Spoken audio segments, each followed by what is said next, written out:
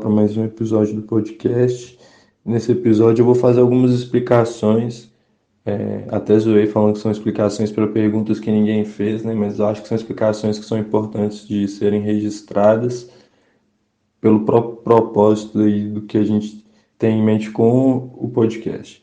Bom, aí nessas explicações, a primeira que eu tenho para fazer é referência ao nome, né? Porque da resistência à reconquista, quando a gente pensou, debatendo num grupo, eu, o Chicão, o Pig também estava lá, a gente falando, a gente tem que fazer conteúdo para a torcida, e aí eu falei, vou lançar o podcast, né? Porque a gente precisa lançar conteúdo, a gente precisa registrar a história da torcida, né? Porque são 18 anos que a gente está completando esse ano, então já são quase 2 décadas, isso aí é muito tempo.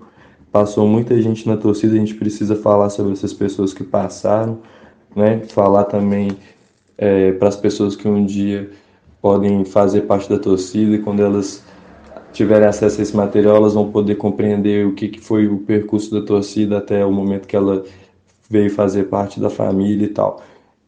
E aí, na hora de debater lá que nome que a gente daria, né, me veio na cabeça esse nome porque tem uma camisa aqui em casa de um que o Gúbio, irmão do Murta, é, passou para a seita, né? Ele produz de tempo em tempo material para poder colaborar com a torcida de alguma forma, e aí ele passou esse material para a gente, junto com uma leva de coisas, e eu fiquei com essa camisa. E na camisa, no peito, está estampado da resistência à reconquista. E aí isso me fez tipo, pensar, bom, se o Google está passando esse material, isso aí tem grande chance de ser um legado do Murta. O Murta foi conhecido por fazer muito produto paralelo, né? Produto autêntico só dele, que ninguém teve acesso. E aí eu pensei, mano, isso foi alguma coisa que o Murta fez, ninguém nunca viu, Google achou e lançou. E aí quando a gente lê isso e traz o contexto do Murta para dentro da torcida, a gente lembra da fundação da seita, porque ele foi ali um dos primeiros a integrar o quadro e tal.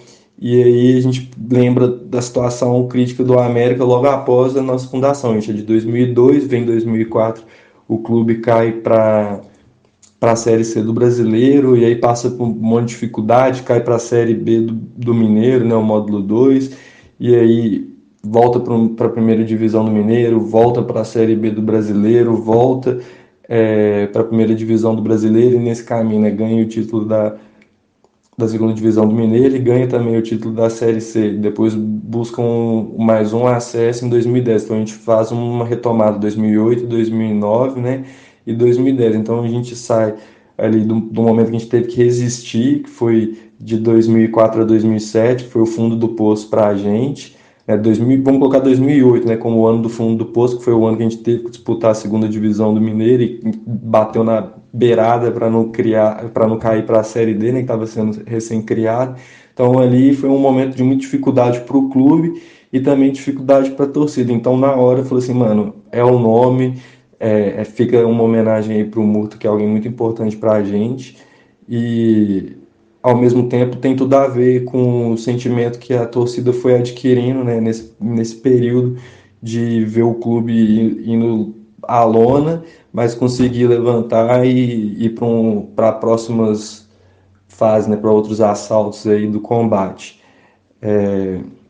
Então foi esse aí o que fez a gente pensar, né, tanto no nome quanto em por que lançar o podcast, esse resgate da história, né, pensando aí em deixar um, um legado para quem vai entrar depois. E ao mesmo tempo foram vindo outras questões enquanto a gente estava debatendo ali, eu comecei a pensar, pô, mano, e aí a galera que estava lá no começo, porque eu entrei na seita em 2010, né, vamos falar assim oficialmente, porque em 2009, quando o Vandinho me puxou para a seita, eu estava saindo com os meninos de junto, estava eu, Guilherme, Cal, o Lucas, a gente estava saindo da Vacoelhada, a gente pensou em fundar uma nova torcida, e aí, desembolando altos corre nesse projeto de nova torcida, o Vandinho foi, vamos conversar, vocês não acham melhor vir para a seita em vez de lançar uma nova torcida, vai, tipo, criar mais uma, competir por um espaço, é melhor a gente unir força e tal. E aí eu fui para a seita. E aí eu entrei na seita, a galera que fundou, alguns já não faziam mais parte, outros estavam começando a deixar a torcida, né? Então eu comecei a pensar, pô, mano, quando eu entrei a torcida era de um jeito. Hoje a torcida tá de um jeito totalmente diferente de quando eu entrei, porque tem 10 anos já que eu tô fazendo parte da seita, né? Esse ano vou completar 10 anos. E aí eu pensei, pô, vou trazer os fundadores. Criei um grupo aqui, botei os caras, a gente trocar altas ideias, e aí no meio dessas ideias foram vindo história, e aí foi reforçando a ideia de que a gente tinha que produzir conteúdo e conteúdo voltado para a nossa história. É, tipo, por mais que pareça que a gente quer se enaltecer mais do que deve, colocar acima do clube, a ideia não é essa. A ideia é trazer o trampo de todo mundo que dedicou tempo pela torcida. E quando a gente faz isso pela torcida, a gente está fazendo isso principalmente pelo América, né? Quando a pessoa faz uma torcida para um time, ela está pensando em apoiar, em fazer parte do dia a dia do time de alguma forma, além dos jogos, acompanhando o clube sempre que dá em reunião, protestando, né? Que são os papéis que a gente vê as torcidas desempenhando pelo Brasil afora. Então, a torcida não é algo maior que o clube, mas ela tem suas peculiaridades, ela tem suas histórias e a gente achou que era importante deixar tudo isso registrado, né? E aí, o projeto ainda está em andamento, a gente tem novas ideias, vamos trazer aí outros quadros para o programa.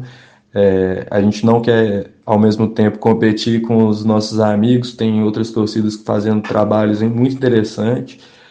O pessoal da Barra com as lives, a Resistência Espartana também com as lives deles. Então, tipo assim, se a gente fosse entrar no ambiente de live, a gente ia competir com eles em espaço, porque o horário é apertado, é difícil. O América também entrou no corre das lives, então se fosse colocar, seriam 3 dias já ocupado, a gente ia saturar o torcedor com conteúdo que é online, faz com que a pessoa fique ali ou na frente do celular durante um tempo muito grande, ou então na frente do computador, e a gente pensou, não, deixa esses aí que já estão lá. Já existe, né, muito programa de podcast aí sendo lançado, principalmente pelo pessoal do Decadentes, então tem o Decadentes em si, aí a partir dele surgiu o Caos do América, e aí tem agora a América História. Então a gente pensou, pô, não vamos competir com o conteúdo, porque a gente está falando da seita, né? E dá para ficar de boa com o podcast, porque a gente deixa o torcedor livre para quando ele tiver afim e vontade ter acesso ao conteúdo e ouvir, né? Então é isso. A gente vai voltar aí em breve com novidades e com outros episódios. Valeu!